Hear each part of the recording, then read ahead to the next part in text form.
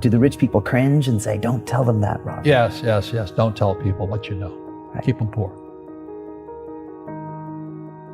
My father was the head of education, PhD, all that stuff. I go home and ask him, said, why don't we learn about money in school? And he looked at me and says, because the government doesn't let us teach that subject.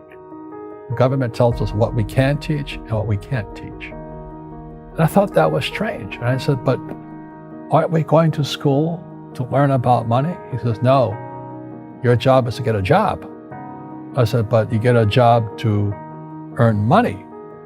He goes, no, you're supposed to just get a job. I went, no. Isn't the purpose of a job to earn money? He goes, you're correct. I said, so why don't I just learn about money? I can skip the job part, And he got flustered and he said, if you want to learn about money, why don't you ask your best friend's father about money? And I said, why? That's Mike. So why ask him? He says, because Mike's father is an entrepreneur. And I said, what are you? He says, I'm an employee. I'm a government employee. And I went, oh, what's the difference? He says, the difference is an entrepreneur must know about money, or they're no longer entrepreneurs.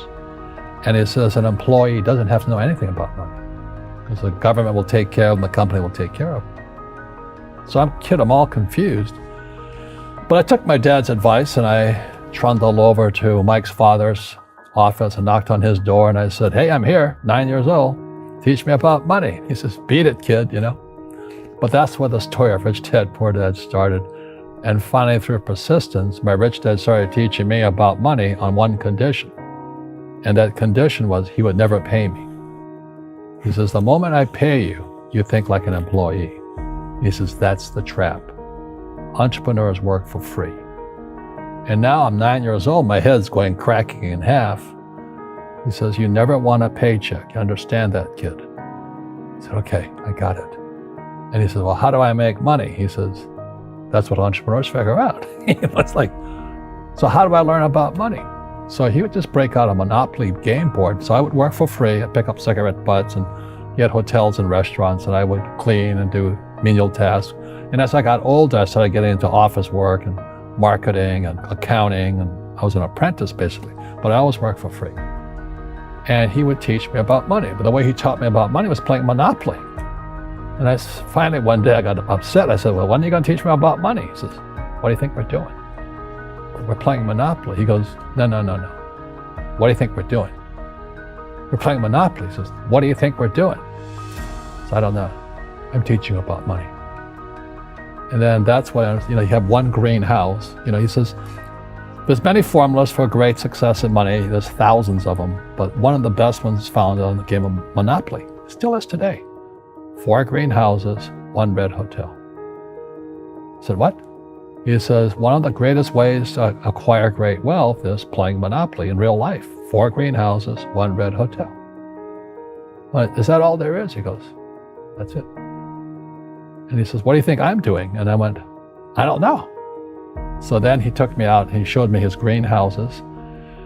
And 10 years later, when I was 19, I was now in school in New York, and I come back to Hawaii, and Rich Dad had bought the biggest piece of land smack dab in the middle of Waikiki Beach. And when you go to Waikiki Beach today, you'll see the Hyatt Regency Hotel. That was his hotel. Just like the game of Monopoly. Just like the game of Monopoly. Acquired assets and they became bigger assets. He just kept what's called an assemblage, because that property wasn't that big at the time. So he had to buy out all the small guys. Because Waikiki was a little dirtwater little town. So he'd buy out this shop owner and buy that shop owner. And it took him a while, but he finally assembled this large piece of property. And then he and Hyatt put up this giant hotel. And it just sold for $800 million. So that's how I learned about money. I've had financial crashes. I've had people stab me in the back, but they're all good because I grow from it. That's spirituality. People who are afraid of making mistakes, like they teach in school, they don't ever grow, because spirituality is there's good and there's bad, there's right and there's wrong, there's up and there's down. Most people only want to be right. They only want to be positive. Well, you can't have that. That's not reality. I wasn't poor by most people's standards, but I came from a family with a poor attitude, if you know what I mean. Because rich, poor, middle class, poverty starts with a fundamental attitude. Poverty is passed on. It's taught in your families. And middle class is taught in families. And so the people right now who are sitting at home, who are struggling financially or worried about money or unhappy, they may be making a lot of money, but unhappy with what they're doing, it was probably taught to you. You know, your superego was taught, get a job, work hard, or you'll never be rich, or the rich are evil, or whatever. The school system will never teach you about money. The school system was designed to teach you to be an employee, which is important, or a doctor or a lawyer, a specialist, but never about money. And what most people lack is real business knowledge, like accounting, like debt, like taxes. You gotta know that stuff, but they don't teach it in school to anybody. So, and then when people ask me, how did your rich dad learn this when your poor dad, a PhD, didn't? And the answer is very simply, my rich dad, who's my best friend's father, his father died when he was 13. So rich dad had this family business at 13 to run. So he had to drop out of school, which was his blessing. There's blessings and, sometimes a blessing doesn't look like a blessing, but it turned out to be a blessing. And then his teachers became his bookkeeper, his accountant, his attorney, his banker, his real estate agents. So he has what I call real teachers, not these fake teachers in school. You see, most teachers in school, they're out of ethics. They teach subjects they themselves don't practice. I asked the teacher, I said, I'm in my third year of calculus now. It was called strength of materials. I said, am I ever going to use this stuff? He goes, no. I said, why do you teach it? I was like, I get paid. I said, do you ever use it? He goes, no. And that's why you have to, in life, one of the things I suggest to people, you got to find a real teacher versus a fake teacher. And a fake teacher is somebody who doesn't do what they teach.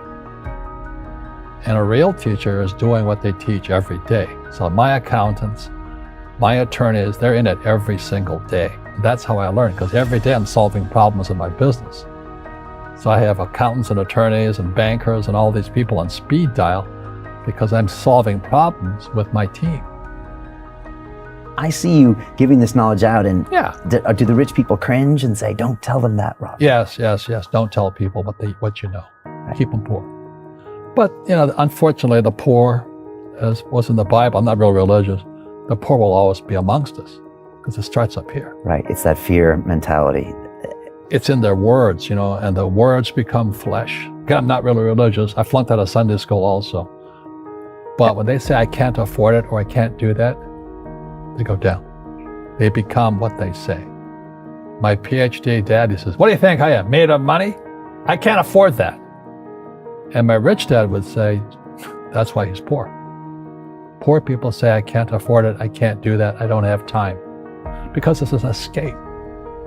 It's an escape. You know what I mean? It's easy to say, I can't afford it. And your rich dad used to say what instead of, I can't afford it? How can I afford it? How can I do that? What would it take? Or why should I do that? He says that a question opens the mind, a statement closes the mind. See, when you say, I can't afford it, your mind shuts down and you become what you say. Rugby is a team sport, but so is soccer. The rules are different. And the other people are golfers. They play by themselves. And so everybody's different. So my game financially is business, number one. Second is real estate. So what I say to young people is you find your game. Why would you listen to a poor person about money? And that was my poor dad. Very good man, PhD.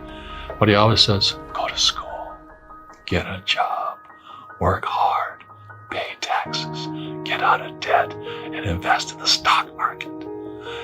He's trying to hypnotize me. And my rich dad, thank God I had a rich dad, he goes, you gotta be an idiot to follow that advice. And so if you don't know accounting, you don't have accountability. Yeah. You have accountability in your life. And then you can question when somebody tells you to invest in the stock market. I go, well, when do I get my money back? So in fake, I talk about the infinite return. I never use my money. I don't need to save money. I use debt 100% of the time, and I don't pay taxes. So I took real estate courses, not because I like real estate, because real estate is about debt and taxes. The more debt I use, which is real money, debt is real money, the less tax I pay.